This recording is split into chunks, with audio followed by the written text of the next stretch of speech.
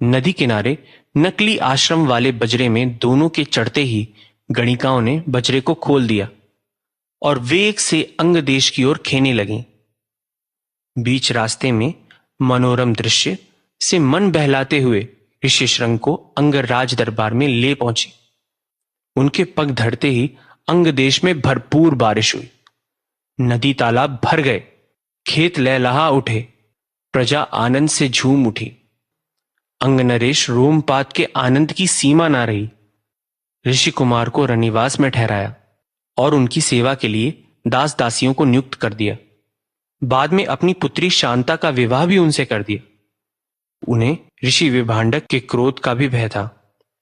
मंत्रियों की मंत्रणा से राजा ने रास्ते में बड़ी संख्या में ग्वाले, गाय और बैलों के साथ भेजे और कहा कि ऋषि की सभी प्रकार की सेवा करना कि उनका क्रोध शांत हो जाए।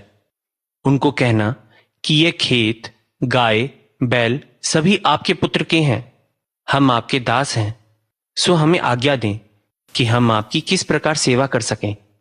इधर जब ऋषि विभांडक आश्रम लौटे तो उन्होंने अपने पुत्र को आश्रम में नहीं पाया। उन्होंने पूरा वन छान मारा, परंतु ऋषि श्रृंग का कहीं पता नहीं चला।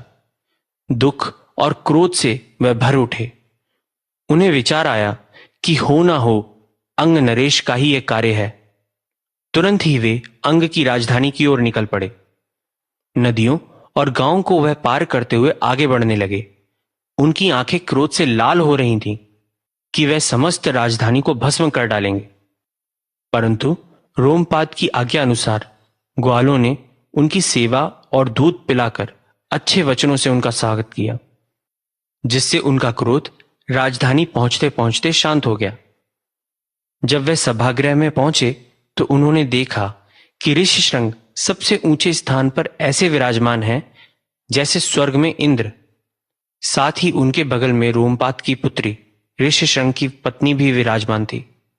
यह सब देखकर ऋषि अति प्रसन्न हुए और राजा को आशीर्वाद दिया और उन्होंने ऋषि श्रृंग से कहा कि राजा की समस्त इच्छाओं को पूरा करना और एक पुत्र होने के बाद जंगल लौटाना।